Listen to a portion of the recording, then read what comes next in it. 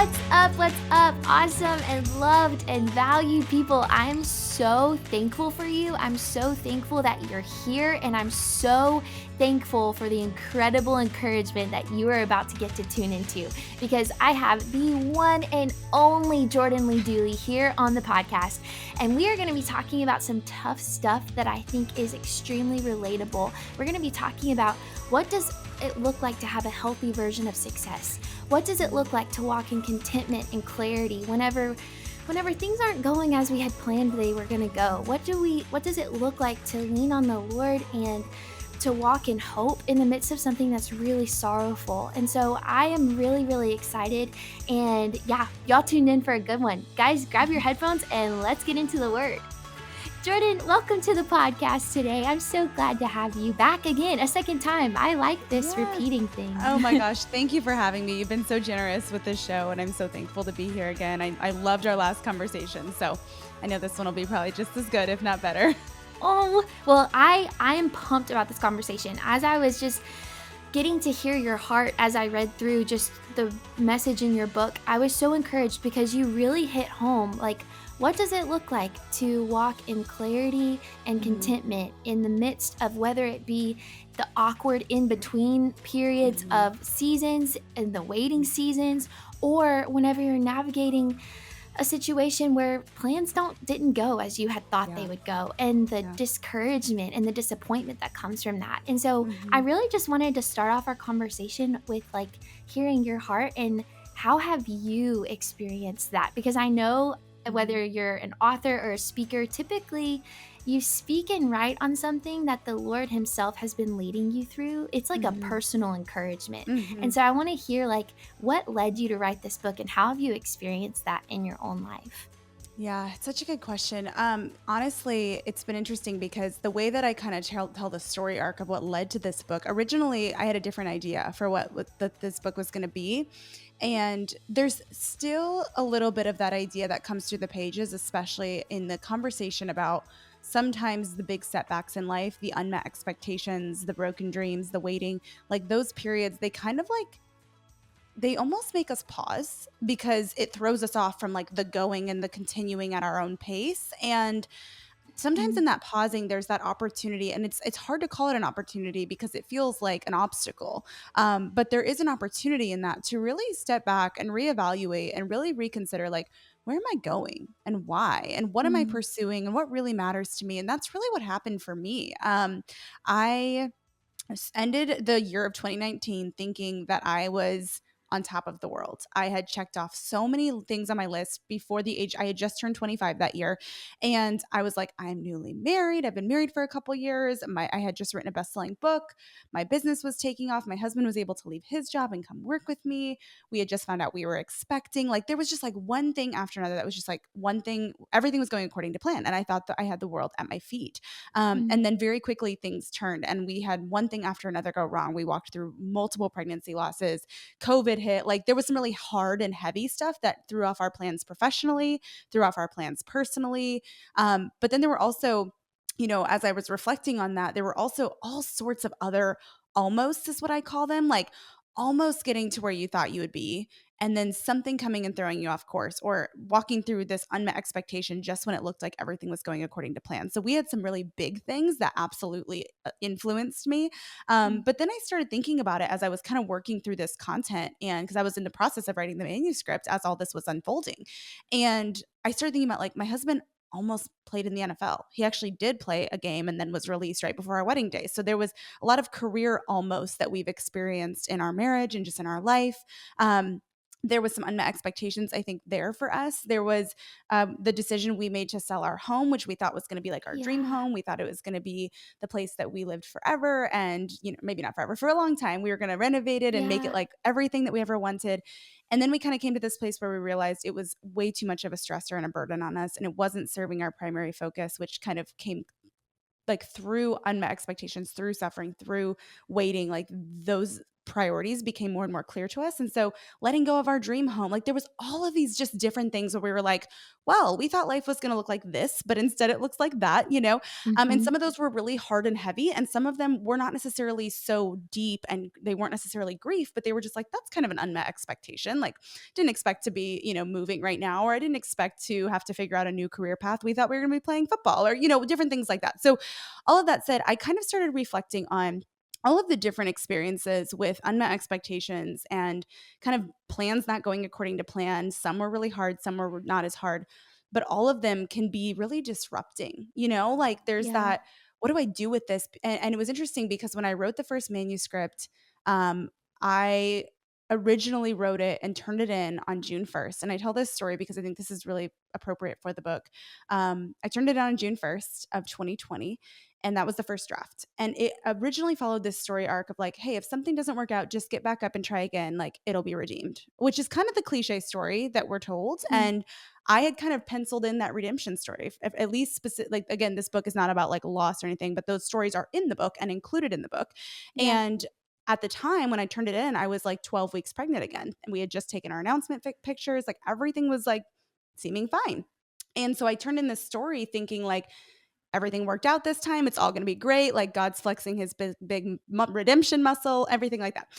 Anyways, 10 days later, we found out unexpectedly that we went through another loss, and it changed the whole story. And it was Wow. like, and that's why this book kind of became about, it became a book that doesn't have a pretty little bow tied up at the end, because Mm. that's really life in many ways. I think a lot of times we want that redemption story in the timeline we want it, in the way we want it, and everything else. And sometimes it seems like we're getting that, and then something else goes wrong. And so I really wanted to write a book to the person who's like, what the heck? Like, Yeah. I keep getting up and trying again in one way or another, whether that's with a career or with trying to heal something with my health or in a relationship or, something else. And I just feel like I keep getting knocked down, or no matter what I try, things just aren't going how I thought. And I just feel like I'm almost there, but not quite. And I can't quite figure out what the holdup is. Mm. Um, so I think it became a more relatable message because I think most of us are tired of the cliche, like, hey, just get up and try again. It'll all work out. God's got you. And then sometimes it's like, what about when that totally doesn't happen that way? So, anyway, I was kind of a long way to describe it, but that was kind No, of I where love it was it. born out of. It was kind of born out of like even the mess of the messy middle of in the process of writing it and having to kind of go back and rework it once the story went the way I didn't think it would go. Wow. And I love too your honesty and your approach to writing this book, because I Mm, think whenever the Lord entrusts someone to have like such a broad sphere of influence as he's mm, entrusted to you, like mm, whether or not there are days that come or you kind of can forget that so many mhm, people are waiting to hear what you're going to say or waiting to hear mhm, what you're going to write, and mhm, they're real people just like you mhm. and me, and to Yeah. take that sphere of influence and steward your platform in such a way that you let people know, one, I'm human too, and I Mhm, get it. And just mhm, because I may be in this certain position, it mhm, doesn't mean that I'm less human. It doesn't mean I mhm, have less struggles. It doesn't mhm, mean that I can't you can't relate to me.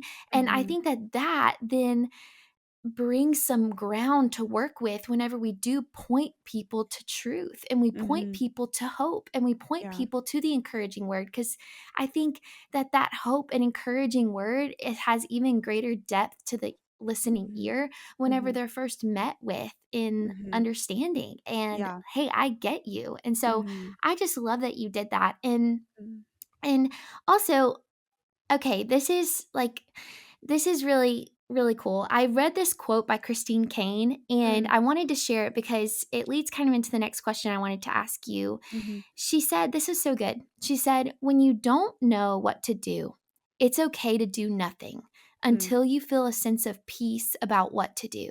mhm, There are times you will feel pressured to do what everyone else is doing or to make a rash decision so it looks like you're doing something.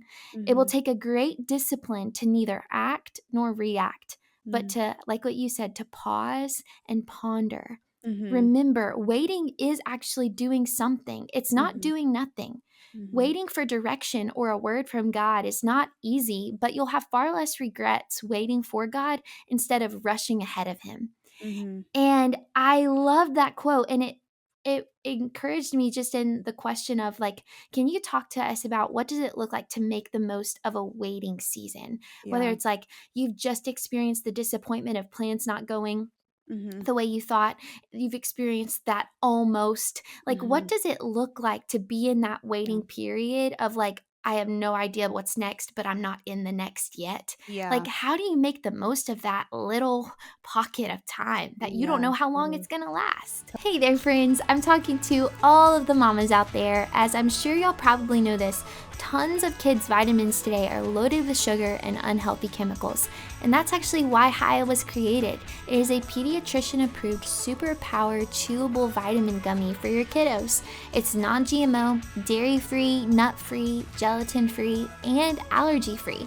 And plus, your kids can decorate their bottle of vitamins with fun stickers that they're just gonna love. And we worked out a special deal with Haya for their best selling children's vitamin.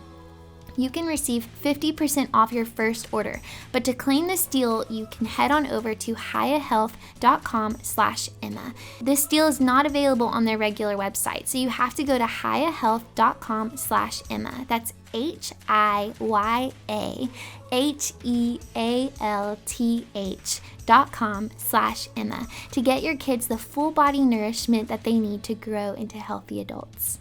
Are you looking to take better care of yourself and give back? Well, this is actually why I started taking Athletic Greens. Athletic Greens is a smoothie that literally just consists of 1 scoop of powder and only 8 to 12 ounces of water. I take it every single morning, and it is jam-packed with superfoods, antibiotics, helping your immune system, helping recovery, I mean, all types of things. In regard to giving back, every purchase of Athletic Greens, they take that and donate it to organizations that help feed hungry kids. Friends, this is incredible. And not only that too, but by purchasing Athletic Greens, you're also saving money because it's so much cheaper than going and buying all of the individual supplements yourself. So, right now, it's time to reclaim your health and arm your immune system with convenient daily nutrition. As I said, it's just 1 scoop in a cup of water every day. That's it. No need for a million different pills and supplements to look out for your health.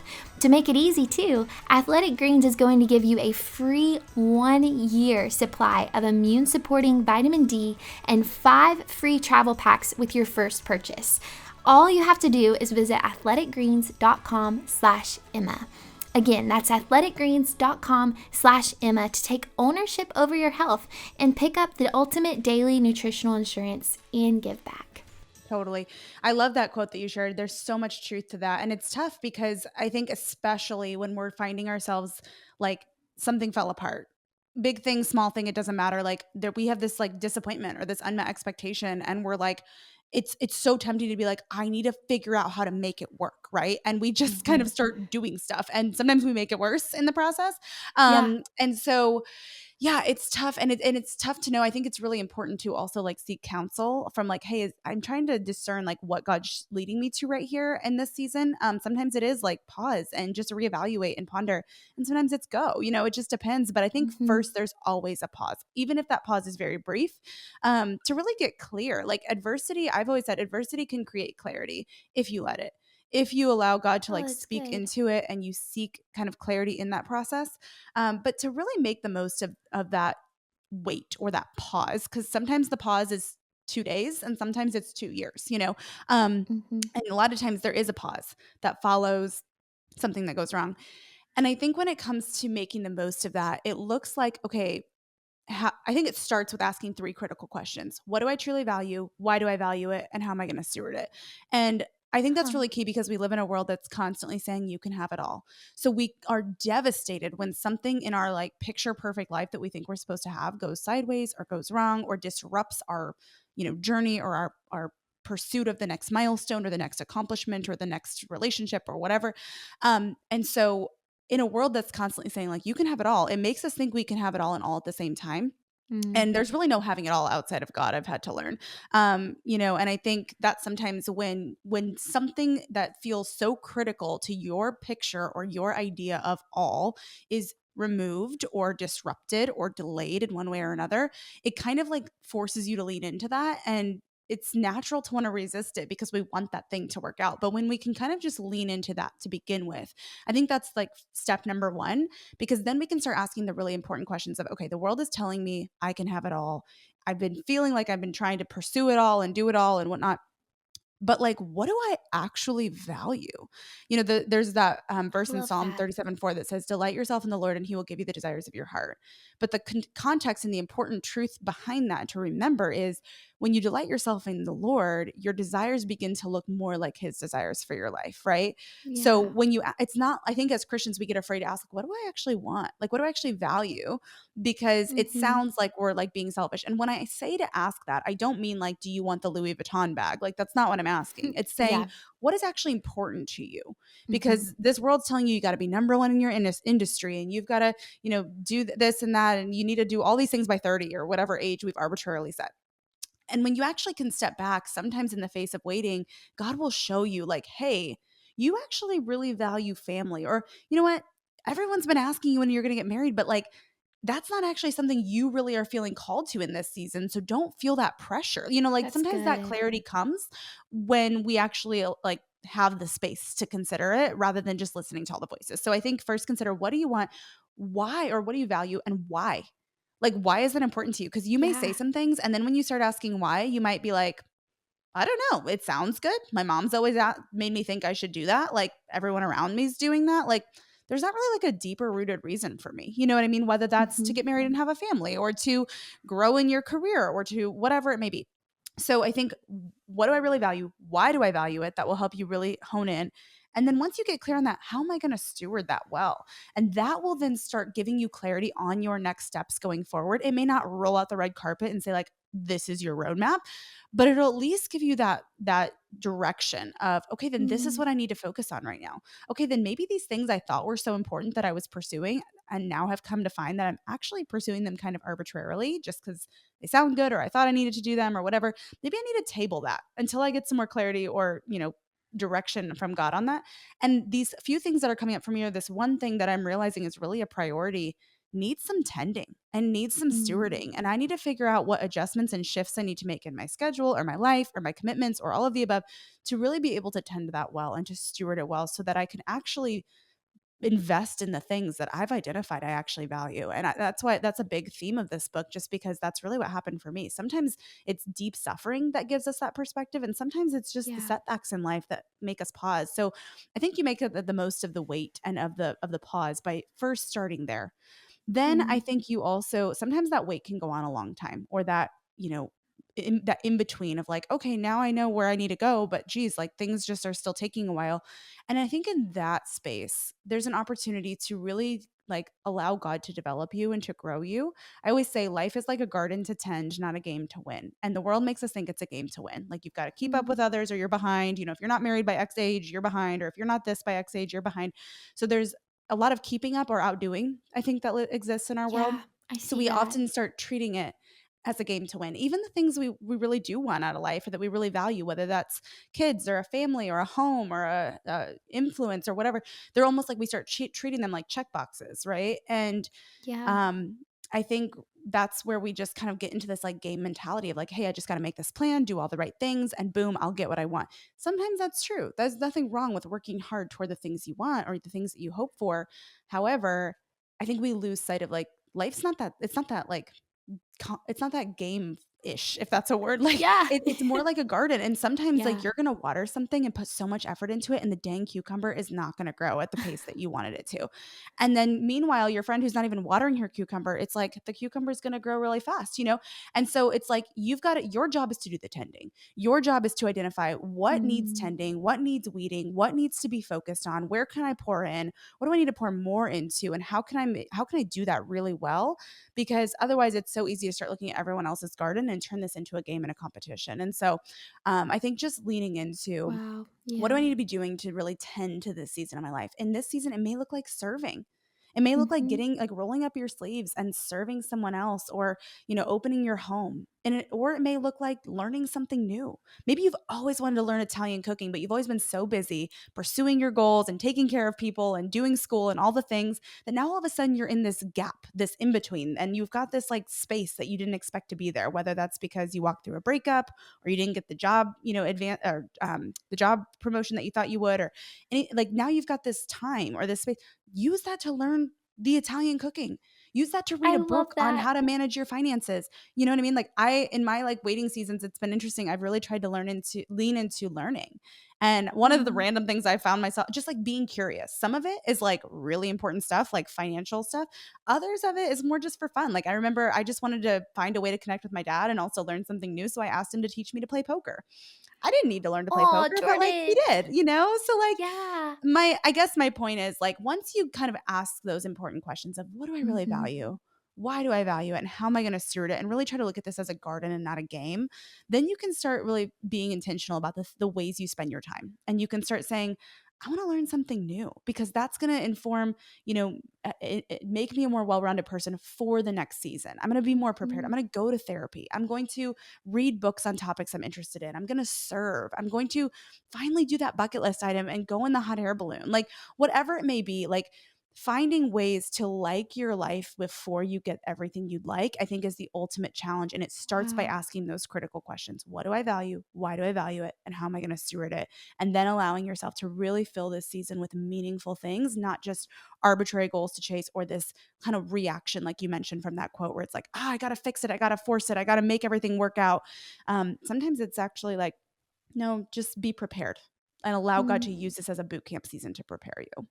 That's so good. I love how you just said, "Like your life before you get the things you like." Mhm. And I think too, if those things that we like and those things that we are seeking after, if that is something that we end up getting to have, I so agree with you that Mhm. patient endurance and that making the most of where we currently are and being Mhm. present and learning and leaning in and Yep. being curious.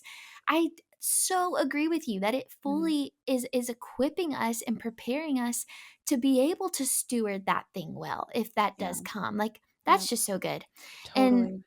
we're talking about goals and dreams and plans that may not go how we thought that they were going to go. Mhm. Mhm. And I think something really cool is our mindset that we have whenever we are setting goals and we Mhm. are making plans. It Mhm. plays a role into what our response is, Mhm. regardless of how the outcome is. So if our Mhm. plans don't go how we thought, or our goal isn't met how we had pictured it, Mhm. then the heart posture that we had from the get go is going to play a role into our Yeah. response in Yeah. that. Yeah. And I wanted to ask, can you tell us like what would be the single most important question that you need to ask yourself when you're at kind of the front end, when you're Mhm. making the goal or Yeah. making the plan? Like what do I need to ask myself before even Yeah. stepping into it so I can respond well regardless of the outcome? Yeah, that's a really good question, and that kind of touches briefly on what I was mentioning with those 3 key questions. I I thought think so. this That was Yeah, good. but the second one is really the key. So, Mhm. when you are making new plans or maybe you're kind of once you kind of get clear on like, "Oh, this is really the direction I need to go," you might start setting some goals or some, milestones that you wanna try to work toward, and I think but to anything in life, and especially when you have that chance to reevaluate, looking at everything that either you want to say yes to, whether those are Mhm. goals or dreams or plans, or that you have said yes to and are in the process of pursuing, evaluate each of those and asking why. Why? Like, and I share that because I remember it was a couple years ago, and I share this story in the book. But my husband and I were having a meeting, just kind of a goals meeting together, and he pointed at some different projects that I had planned for my work, and he pointed at something. He's like, "Okay, so what's your goal for this?" And I just Mm. like threw out some random number. I was like, "I think I want to do XYZ on the lunch." And he was like, "Okay, awesome. Why?" And he wasn't saying that in a condescending way. He was just genuinely Yeah. curious, like, why is that the number? Why is that the goal? And at first, I didn't really have an answer. I was like, I don't know. It sounds good. Like, I've done that before. My friends have done that. My colleagues do that. I don't know. Like, I didn't really have a clear direction or a clear reason. And so we started digging Huh. into that. And what we found Yeah. was, well, like, he's like, well, what do you actually like get out of the headspace of the number? Like, cause I think a lot of times we turn numbers into goals. Like, I want to lose 10 pounds. I want to make X amount of Mhm. money this year, et cetera. But when we kind of started digging into why I thought that was what I needed to do for that project, we found that like I basically just said, well, especially after my loss and stuff, I said, I feel like I kind of I remembered why I started what I'm doing in terms of Oh, work. And I yeah. remembered that a lot of that was because I wanted flexibility. So that one day when I did have a family, I would have the flexibility for that. And I said, and I feel like I've been working so much the last few years that like it's kind of ironic that I didn't want to work a 9 to 5, but now I work 24/7. So I feel like I need to hire help and I need to kind of expand my team and get this thing more systemized.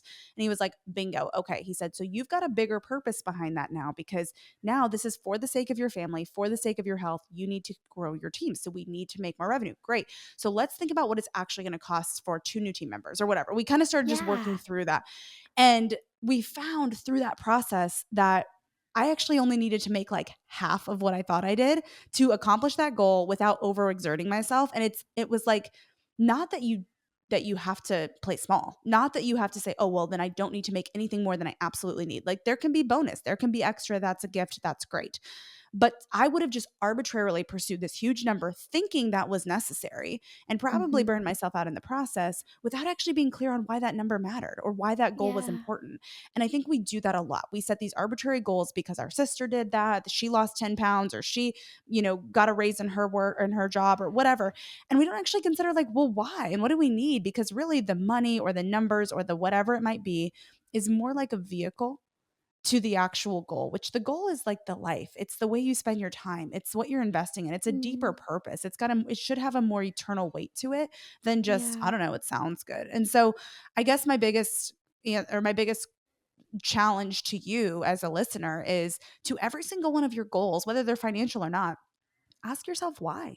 Why do you That's want that so house? good, Jordan. Why do you want that promotion? Why do you want to lose X amount of weight or gain X amount of weight or win such and such competition? Like, what eternal, it doesn't have to be like overly spiritual, but just like what eternal value does that have? Or what Mhm. value does that have for your family or for your future? And if it's just because it sounds good or because you want to be able to say you did it, like, is that really worth like work? Like, could you be spending that time on something more important and more lasting? So, anyways, that's I think the single most important question before you say yes to anything is ask yourself why. Oh, I love that. Not only is that so rich and good, but that's easy to remember. Like, Hmm. that's an easy Yeah. question to remember. Yeah. And you kind of hit on the direction I wanted to take this next, and it is the how we define success. So like Mhm. in our home, me and Josh have this saying that success is equivalent to obedience.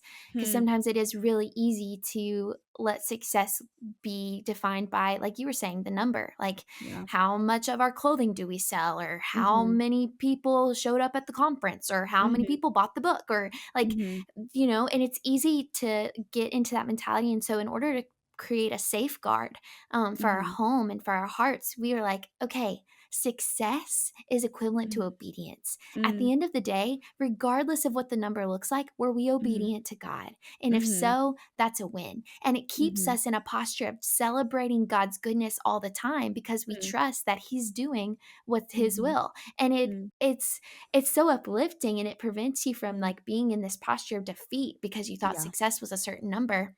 Yeah. And you talk about that, which I love. Can you Mhm. tell us like what it looks like to redefine success whenever we are making our plans and setting our Yeah. goals? Yeah. I mean, that's really those three key questions. And because I love that. That's like, I feel like the umbrella of our conversation today. yeah, Yeah. totally, and it's so true because, um, like I said, I think we can really turn like, okay, so in the book, I open with a story about a garden that I started, and I had no idea what I was doing, like, Uh-huh. absolutely none, but I just felt like it was something that was kind of healing for me in that season. We wanted to kind of find a hobby together. So anyways, Yeah. we start this garden, didn't know that that was a bad idea to do in August. We should have started in, like, May. So at the end of the day, basically, I had this expectation that if I just showed up and watered and did all the things, like I was going to have this bountiful harvest and like all of this produce. I got 4 kale leaves out of the whole garden, not Four for kale plants, leaves. for leaves, like little leaves. Like I think one plant survived Oh, and grew a little bit. So that's I a like baby plucked salad. it wasn't a salad. It was like thrown into my like store-bought salad. And I was like, I ate from my garden. Like it was a whole hilarious moment. But I had to kind of in that season, it was kind of as all this was working through my brain, and I was like, Mhm. I've got to define success differently because if I'm always defining it as like the mountaintop and always reaching a certain number or whatever number I set, then if I Yeah. fall just short of that or almost get there but don't quite, I'm going to constantly feel like in this state of defeat, and I'm going to miss some of the stuff that God wants to be doing in the middle of it all. So, anyways, I kind of started to think about that garden a little differently. And I was like, okay, if we're defining Mhm. success solely in terms of the physical harvest, yes, it was a failure. Like, I did not know what I was doing, but I learned a lot. And I also had to look at that little tiny kale plant that survived with the four leaves Yeah. as not just a reminder of what I failed at, but also like to try to see it as a reminder of what's possible. You know what I mean? Mm. Like, and like, for example, if you, what you were saying, like if 20 people show up to a conference, but you were expecting 200, you could look at that as a complete flop, or you could look at it like, hey, 20 people showed up and that shows that people need this. So we just need to like make some adjustments and do it again. Right. Yeah. It's also a reminder that you can grow something. It's kind of what in my case I had to realize like, okay, didn't turn out quite how I thought. And so if we're looking at success solely in terms of the physical harvest, yes, it was a failure. But if we start looking at success through how I learned to slow down, how I learned about gardening and learned a new skill that I didn't know anything about before, even though I kind of learned through some failure, right? Or something not going Mhm. quite how I thought. Yeah. If we think about it in terms of how I learned to kind of get in this rhythm of every morning waking up, spending time with God in the garden, like watering before I got on my phone, or like all of that is a huge success. All of that was incredible growth. Mhm. And it was breaking not bad, but unhealthy patterns and habits that I had in my life as, go getter, achiever, constant, like just on the hustle train. It was like, it was Yeah. the thing that kind of helped me lean back into being present, being still, being slow. And so in that regard, it was a huge success. So I guess my point is, not only do you want to ask those three critical questions of like, what do I actually want? Like, what do I actually value in this life? And why? And is that from God? And is that honoring of God? And it's not bad to have desires and your own desires. It's just as long as they can honor God. Like, I think that's something we also need to recognize, and also how Mhm. you're going to steward it. Like, those three questions are really key in defining what success really looks like for you. Because when I Yeah. went through that process, like the garden was kind of this like physical illustration and metaphor. That first garden I did, that kind of reminded me like success isn't just how many plants grew, it's also how I grew, and I think that's true in I anything. love It's that. not just in the numbers of the outcome, it's how did God stretch you, how did he grow you, how did he teach you something new. Mhm. So all of that said, I think if you can get really clear on what do I actually value, and then how is God growing me even if I don't get the outcome I expected, that's really where I think the redefining success becomes, it almost starts to feel easy, and it almost Mm. feels empowering, because I think a lot of us are being told what success should look like in our life, either Yeah. by advertisements, by social media, by family members, by our peers, because of what they've done, and we just kind of assume that's what we should do. So yeah, I think not only redefining it for ourselves Mm. uniquely, but then also saying, even as I get clear on what it is uniquely for me and what I value, then I need to make sure that I'm not only putting the definition in the outcome. It's not that the outcomes don't matter. It's not that I can't have goals for the outcomes, but Yeah. at the end of the day, where else is success beyond just the outcome? It's in the growth that God creates in you. It's in the obedience, like you said. And that gives Mhm. you something to celebrate, even if you don't get the outcome you thought you would, or it takes longer to get that outcome, or, it doesn't pan out quite how you thought. It doesn't mean it's automatically a failure. I'm so encouraged listening to you. You are like hitting this home. I just love your life and I think a lot of other people are really encouraged by your life. And so I want to Mm, finish with this last question and that is as you've walked this path, what's next for mm, you? Where are you headed in regard to those three questions of what you value, why, and how are you yeah. stewarding it? Yeah, it's a really good question. I mean, honestly, I've really tried to focus on this book. This book has felt like a culmination of the last 2.5 years, 3 years. So Yeah. I've tried not to look too far ahead, because I have learned that if I plan too far ahead, those plans get disrupted anyway. So right now, I am really focusing on the book and stewarding this message and serving my community in that way on the professional side of things. And personally, I feel like God is moving some mountains and teaching us some things. And we've settled into a simpler life. I think I mentioned at the beginning, we sold our home, which was kind of Yeah. a hard decision to make, but it was totally the right decision. It's allowed us the space to not worry about construction projects happening every other day in our home, and really feel like home's a refuge, and to heal and Mm. to take care of our health, and to pour back into our marriage. So I feel like just a lot of beautiful growth is starting to sprout from a lot of that work that we've done over the last year or two. And I can see God like kind of starting to bear some fruit after a long season of kind of making some changes and adjustments and asking hard questions and letting things go, letting go of some dreams, Mhm. redefining what success looks like for me. So, yeah, I think it's just a lot of being present and focusing on the project that's at hand, and just trusting the Lord with the next steps in terms of everything He's doing in our personal lives too. That's so powerful. And I love all of these words, the season and the bearing fruit and the sprout. I love these words. That's such a beautiful picture. And for those Mm. of you who are watching on YouTube, I just want to show you this book. It is absolutely stunning. Jordan, can you tell them where they can get Embrace Your Almost and where they can continue just to tune into the incredible ministry that you are leading so faithfully? Oh, yeah. Well, thank you. Yeah, you can find the book pretty much anywhere books are sold. If you go to jordanleedooley.com/EYA, all of the retailers are there. But Target has an exclusive edition. Barnes & Noble has signed copies. I think Books A Million does as well. You can find it on Amazon. You can really order it anywhere books are sold. So would love to see you reading a copy of that. So if you grab one, share it on your Instagram story and tag me at Jordan Lee Dooley. And that's where you can find all of my other resources, and podcast is linked there and everything else. So you can find me on Instagram at Jordan Lee Dooley or on my website, jordanleedooley.com. Yes, guys, I hope that y'all have felt the same way I have in this conversation, where I just feel like a blanket of calmness has just been laid over my heart and my mind. There's such power in seeking peace and pursuing it. And I hope that this conversation has encouraged you to ask those questions and ask those questions to the Lord, and take those questions to the people in your corner you're doing life with, and just in with your own self of, what do I value and why do I value it and how am I going to steward that? And I pray it has encouraged you to be present. I think so often we miss our present moment because we wish we were somewhere else. And Yeah. so just lean in and make the most of this day that the Lord has made. Rejoice and be glad in this day, and know that His plans cannot be thwarted, and He is a good God who gives good and perfect gifts to His kids. So trust Him just as each day comes, and just do the next right thing. Jordan, thank you so much for just blessing us today. This has been incredible, and I hope that the rest of your day is wonderful. Oh, well, thank you. It was so fun to chat with you. I know I probably rambled quite a bit, but it was fun to get to share some thoughts. And I just pray that this message blesses anyone who needs it in your community. And I'm so thankful to be here. No, I love it. No, and you are our guest. I wanted to hear from you. And guys, if you are watching on YouTube, be sure and give a thumbs up, subscribe, comment down below how you were encouraged, who you'd like to hear from next week, and what other content you'd like to hear as well. And if you are listening via Apple or Spotify, we would love if you would download, rate, review, and share it with your people. And be sure and go get Embrace Your Almost. I love y'all so much. You can follow us on Instagram at Have You Heard Podcast. I love you guys, and I'll talk to y'all next week.